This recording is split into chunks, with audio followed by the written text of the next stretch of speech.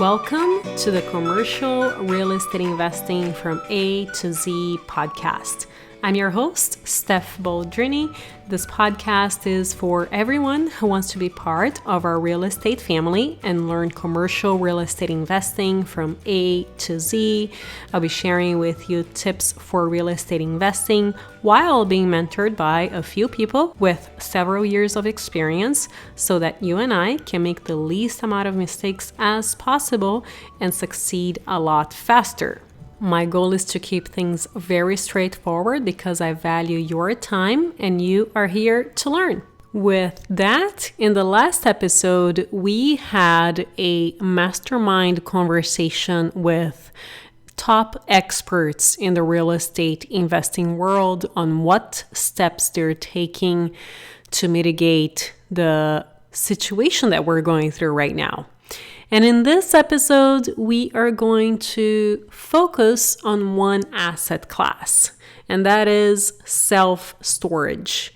We're going to learn what is the current state of affairs in the self-storage world, what are some actions that operators can take, and what are some things that we can do in order to look for deals and negotiate during these times. We are interviewing RK Kliebenstein. He is the president of Coast to Coast Storage. He has over 30 years of experience in the industry, and his firm is a highly respected self-storage consultancy company that provides help in all stages from acquisition to disposition and everything in between. Here we go. RK, thank you so much for joining us today. I really appreciate you being here with us and giving us some insights since you were there for one, if not more, downturns. So why don't we get started and you tell us a little bit about you and then we'll jump into what is going on. Excellent. And thank you so much for this opportunity, Steph. I appreciate it very much and hope that we can share some things today that will be helpful to all those listening. In terms of myself, I've been in the self-storage space for a little over 30 years and have had the blessings to have been in almost every part of the industry, from acquisitions, due diligence, operations, startups, turnarounds, dispositions, and financing. I've been lucky and blessed to have had the opportunity to have lectured all over the world on self-storage. And I'm the author of 3 books in self-storage space. I'm working on a current book delivery right now. It kind of has been totally set back from the recent COVID-19 events. So I'm in the process now of recasting that and putting some of it on hold to see what happens as a result of this event. What is the state of the union today? Great question. And I take a little bit of a unique approach in this. I come at it from thinking about past experiences, really trailing all the way back to the Tax Reform Act of 1986 and what happened with the savings and loan debacle, and then moving fast forward to probably the second most recent event, which was 9/11, which I think has the greatest parallel to the current event. The 9/11 event happened obviously on the 11th of September, which means that from a self-storage perspective, our rents are paid in advance. And those rents for September are typically paid in the first 6 days of the month. Now, not all storage operators, including Extra Space, one of the publicly traded companies, collect their rents on the first of the month. Extra Space uses an anniversary date, which means that whatever day that you rent your space, that becomes your due date. Most of the operators, particularly the independent owner operators, will collect their rents on the first of the month. That having been said, this event meant that most of the rents had been paid in March when the stay-at-home orders, the stop work orders, all of those really occurred. The March rents had already been paid. So I think that the April rents, which are now due starting today, obviously, and will be paid in their bulk for the first 6 days of April, will likely be a pretty big tell as to what's going to happen from a collection standpoint. I think that because a lot of folks worked or at least were on the payroll through the first 3 weeks of March may mean that they have not really felt the full impact of this. And in terms of how they choose to spend what money they have, whether the priority for cell phone, rent, self-storage, food, whatever that prioritization may be, I'm not sure that we're going to feel the effect until after the May rents are due. So I think that we're going to see a fairly good tell by April 15th and a really much better tell by May 15th. I was on a call with a data provider yesterday and was interested to hear that self-storage inquiries, web traffic and phone traffic, is actually up slightly. And they had not seen a fall off of inquiries for new rentals. Now, what they could not give us was data points that said how many of those web inquiries and telephone inquiries to call centers had actually converted yet to rentals. Again, we don't really have an idea yet of how this is going to play out. We do think that in the markets that are most heavily influenced by students, where dormitories had closed and on-campus housing had been shut down, that those students who were forced to move out may have been a part of that bulk inquiry as they found places to put their things during the times that they were going to be displaced out of the dormitories and student housing. So that could have composed part of the inquiries that were out there and may have some positive effect on rentals as students seek places to put their belongings as they are displaced. From a commercial standpoint, I don't honestly think that we're going to see that until May 15th and possibly even June 15th in terms of folks actually vacating out of their leases, or if they had a loan that they were already perhaps past due on and they couldn't get a forbearance or work out something with their lender, there may be some of those folks who seek shelter and self-storage for their business goods to store. Relative to the length of the cycle, there have been early on so many prognosticators who felt like this was going to be a very deep V and that the bottom of the V would be very short in time and then a very quick and rapid recovery to even perhaps above where the previous levels were, particularly in equities.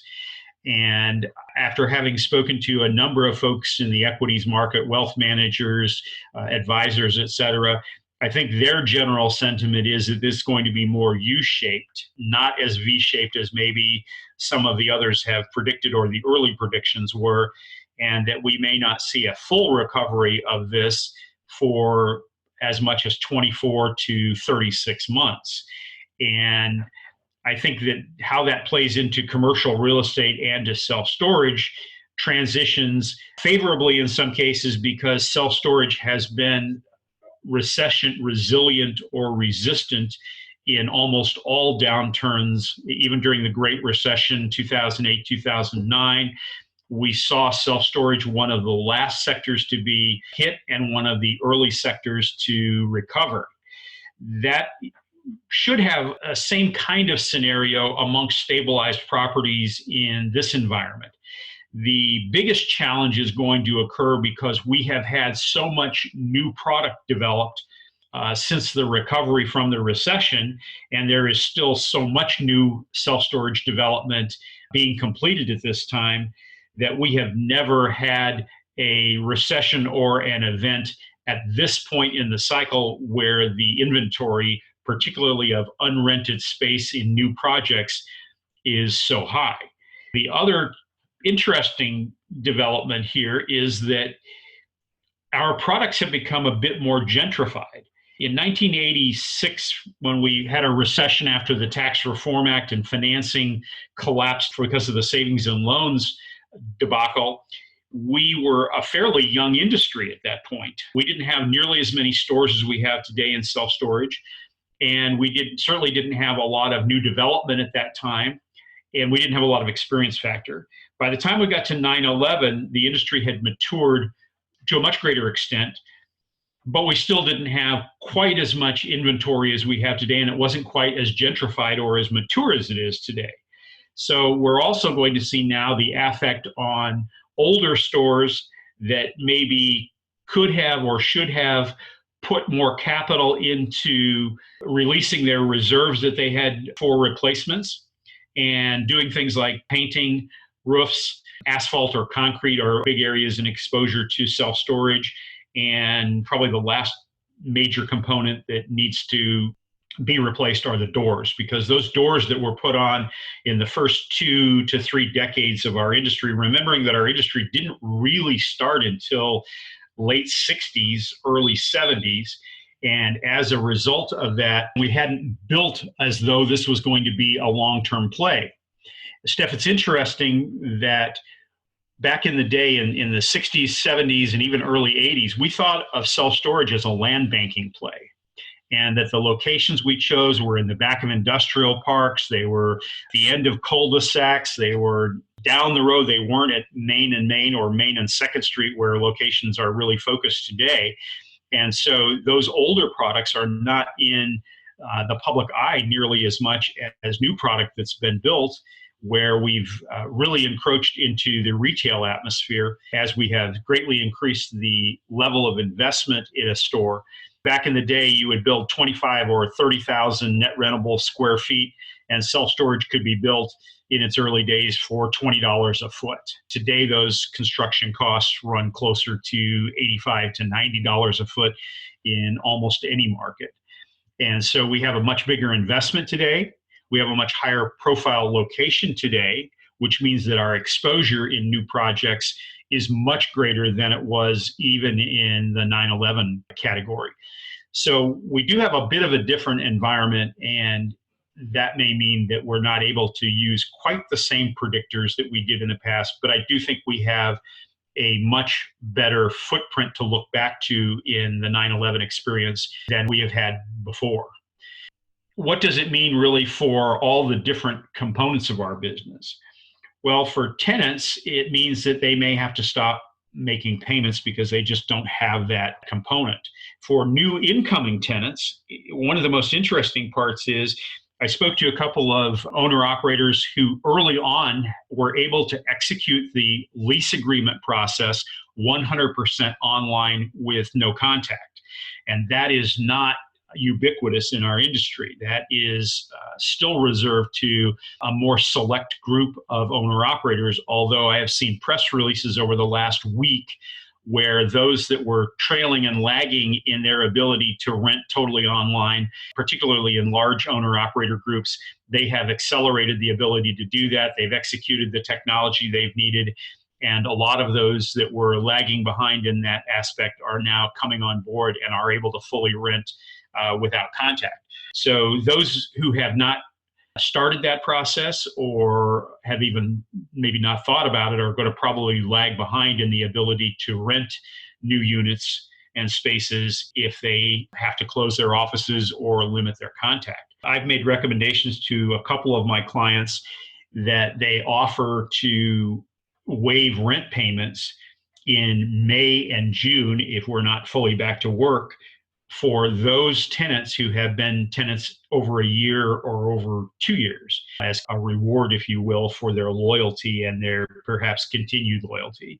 I'm not sure how that's going to play out at the end of the day, but certainly it's an opportunity for them to offer something and create some goodwill as a result of it.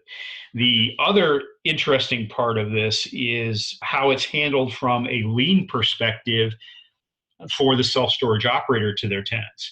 Stephanie, one of the most terrific parts of self-storage is that there is no other real estate class that is as favorable in lien laws, the landlord, as self-storage. If you as a landlord follow the statute for removing someone's goods from a space and selling them if they don't pay their rent, there is no better process that is in higher favor to the landlord than self-storage.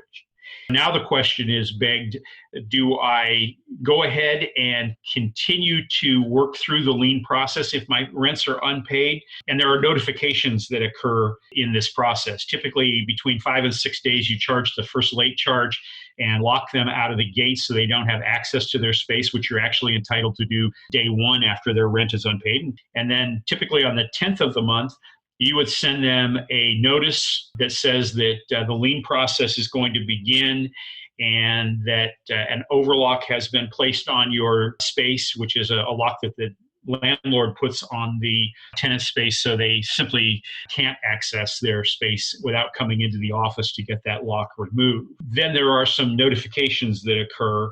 Most sophisticated operators won't take a partial payment beyond that 10th day. Whether or not we execute the lien process and send those notices out, which may have some public relations challenges to them for a large operator that would be seen as, I don't believe it's predatory, but I can see how it could be perceived in that manner, that there could be some public relations issues with doing that. But most of the self-storage attorneys that I have spoken to have recommended to their clients that even if they're not going to go through all of the steps of the lien process, that they at least will protect themselves by having sent the notices that are necessary, thinking that if there's a recovery that occurs quickly and work is restored, that those folks would have an opportunity to come in and make those payments before their goods would be sold at auction. And almost no self-storage operator in the country really wants a space to go to auction, despite the luster and the excitement that you see on television from storage wars and other shows. That's not reality. We are very lucky as owner operators to collect pennies on the dollar for storage rents that are past due, even though those may only be 60 or 90 days worth of rents at the time that we actually go to auction. We're very lucky to recover very much of any of those funds. And sometimes we're lucky to just recover the rent and never get any of the late charges or fees that we were able to legally charge the tenant for. So from a tenant perspective and a landlord perspective, I think there are several remedies that have to be looked at and even some public relations issues. For storage managers, your health comes first. I know that that's going to be an unpopular position with some of the owner operators as employers, that their staff would perhaps not come to work, but I clearly think that we can work from home in many cases. We don't have to have a lot of contact with the public. But more than anything else, I honestly believe that a self-storage manager's first responsibility is to themselves, their family, and to those they come in contact with. Going to work in an unnecessary capacity is not a recommendation that I would give them. Now, if it's safe for them to go to work because they don't have public contact and they're not in high contact with places and objects that have been touched by the public, that's a consideration, certainly. But I know a lot of offices have just said, look, we're not going to have contact with our tenants directly. We're open via chat, we're open via email, and we're open via telephone to have that. So I think that's the position there. For storage owners, it's a different consideration as we now go into where are you at in the debt cycle. Those stores that are in very, very highly competitive markets where they themselves or their competitors are in lease up and there are a lot of vacant spaces. And those in the third category, those that are very, very high levered owners are going to be the hardest hit by the event and have to make the toughest decisions. I don't know that we're going to see the real affect of this for perhaps 60 or 90 days as loan clauses with MAC clauses in them, material adverse condition clauses, begin to be in effect from the lenders, and then also the consideration of force majeure clauses, which don't occur in self-storage month-to-month rental agreements, but certainly would occur in finance arrangements and contracts. Interesting to see how that all begins to play out and how the self-storage sector may fare against other asset class type lending. Keeping in mind, Steph, that self-storage has notoriously had the lowest foreclosure rates, regardless of economic conditions, of any other asset class. The only one that ever has come really, really close to it are triple net leases with AAA credit companies and also, interestingly enough, mobile home parks. One of the big measures and metrics we look at for operationals and one of our KPIs is how many move outs do you have and how many move ins do you have in a month's period of time. If you have a 50,000 square foot retail center and you have 10 retail bays, and each of those bays are 5,000 square feet, composing that 50,000 net rentable, and you have 5-year leases, you have very little exposure on an annual basis unless the lease expires, but you really are dealing with 10 tenants at the end of the day. In a 50,000 square foot self-storage property, we would typically be dealing with 500 to 550 tenants. All of those tenants being on month-to-month agreements. In a store that is typically 1 to 4 years old, you will turn your inventory. That is to say, you will rent basically 100% of your spaces every year. The longer the store is in place and the more it matures and the longer tenants stay, that begins then to reduce the tenant turns. So in a store that may be 5, 10, or 15 years old, instead of turning their inventory or renting all 5 to 550 spaces every year, that number would go down to the 60% or 70% range, where you're not turning all of them over. But just think of the amount of traffic that you have to generate if in a 5-year period, you're going to have to rent 2,500 units as opposed to 10 units in a long-term lease situation. It's a very different dynamic in self-storage from that perspective. The beauty of that has always been that we don't have fixed leases, so we're able to raise rents or to lower them, as the case may be when there are vacancies, but we're able to raise those rents with just 30 days notice. And we're also able to boot someone out for any reason that we so choose with a rental period's notice, which is typically 30 days. Just keep in mind that we're on a 30-day lease or rental agreement as opposed to long-term. What I'm seeing in terms of new loans right now is interesting. The CMBS market, securitized loans, for self-storage at least, is pretty much collapsed completely. The bond market being unstable and that being where these loans are sold. Until that bond market is firmed up and we know where the pricing is going to be, I would say the CMBS market is likely to be on hold. I've even seen them, because of the material adverse conditions or MAC clauses commitments that were set to fund over the last 10 to 15 days. We've seen a number of different reactions to the current environment. But I think the CMBS market has basically collapsed. I think the only viable market right now is the life insurance company market. They seem to still be quoting. They seem to still be closing loans that were in process. I think that their underwriting has changed a bit, but that market is still a little bit active. The banking market for self-storage lending is on hold. When the first reaction to the turn in the economy was to lower the Fed rate, that actually put a lot of lenders in a position to increase the interest rate floors. That was what I saw as the first tell, and then just absolutely not funding or not taking on new applications was the second tell. And then the last group that I work most specifically with are developers. Developing new self-storage projects is very challenging right now. The advice I have given my clients is first and foremost, be communicative with your sellers. If you're going to need an extension, if you have a loan in process that is, you're working side by side with your entitlement process, but you fully expect to use a construction loan to close on the land, just be highly communicative with your seller. Let them know where you're at in the process.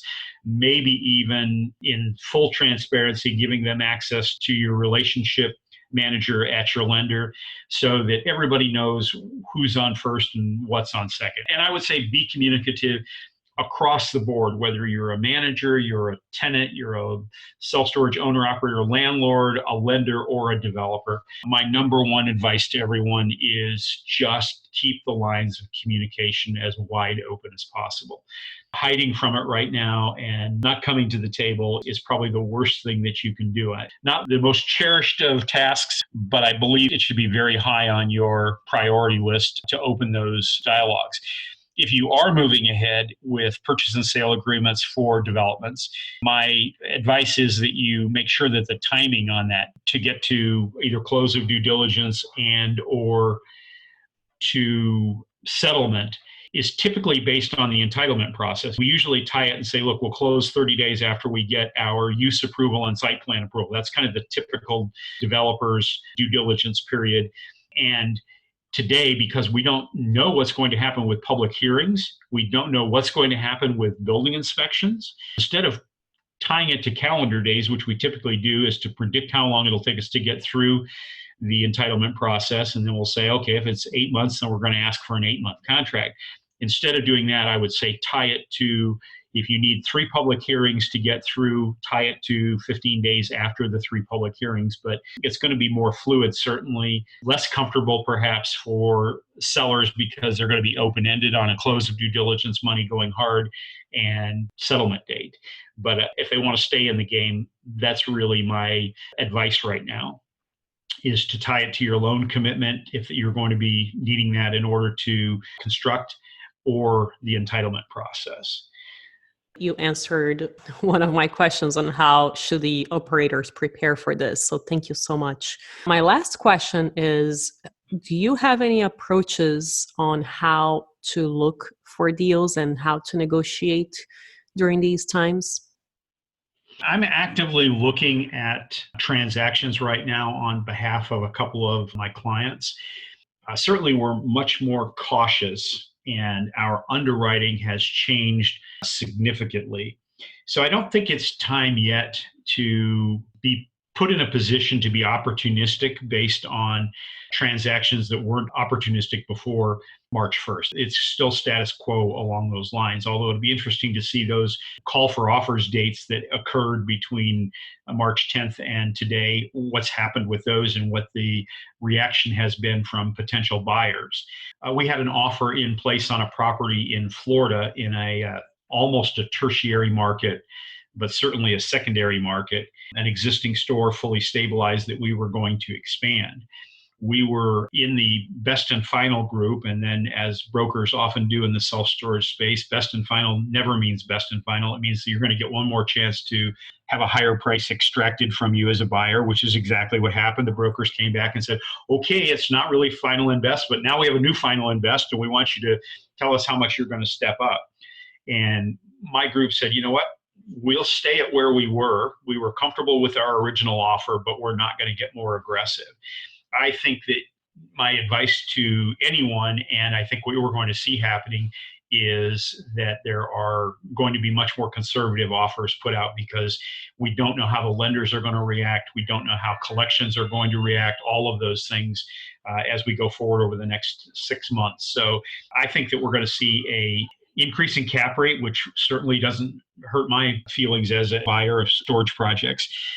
We've been working in an extremely challenging environment where self-storage cap rates have been in between 5 and 5.5% for A market, A locations, fully stabilized stores that were built after 2000 and probably 5, all the way up to maybe 6.5 cap for tertiary markets, older stores, maybe some that needed repositioning and or capital improvements. So I'm thinking those cap rates are going to move upward, and we'll see a little bit of relief on pricing in self-storage. And again, tying when you're going to close and when you're going to close your due diligence period is now really affected until certainly travel bans are limited, because if you're in a tertiary market, it's hard to get a property condition assessment report done if you can't get someone mobilized out there to do it, let alone your own on-site due diligence where you're going out to look at properties and to do the performance audits.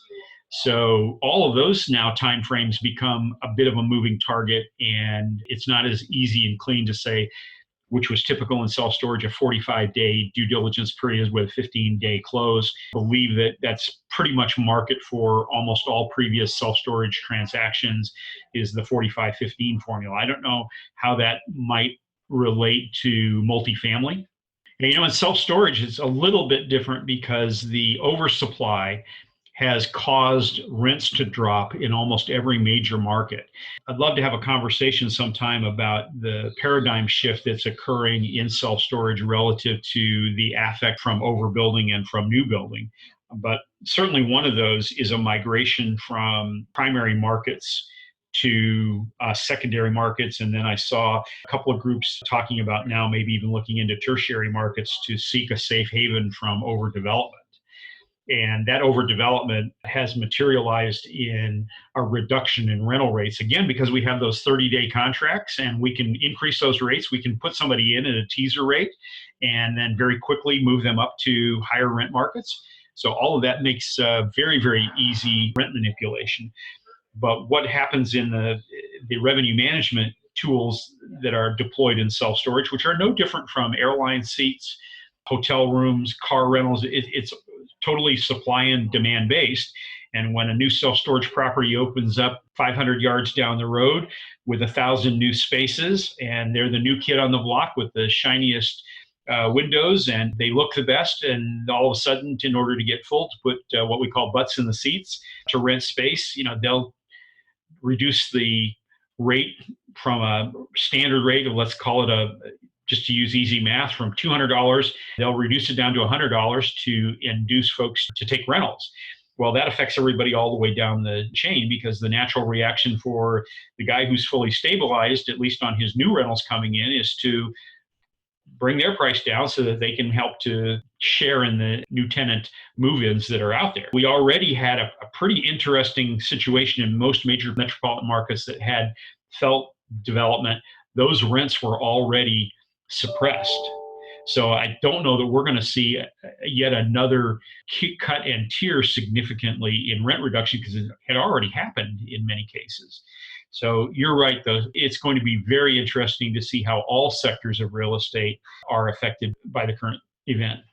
You shared such a wealth of knowledge that you have acquired over the years. So I really appreciate all of your generosity in sharing all of this incredible information with our listeners.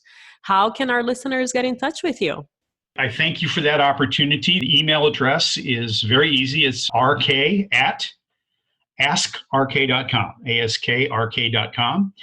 And my telephone number, 561-797-2721. And to everyone, stay safe and be healthy. Do you know anyone who is interested in learning more about commercial real estate investing? Make sure to share this podcast with them. And if you are learning from our podcast, I would greatly appreciate if you could leave a review on this podcast.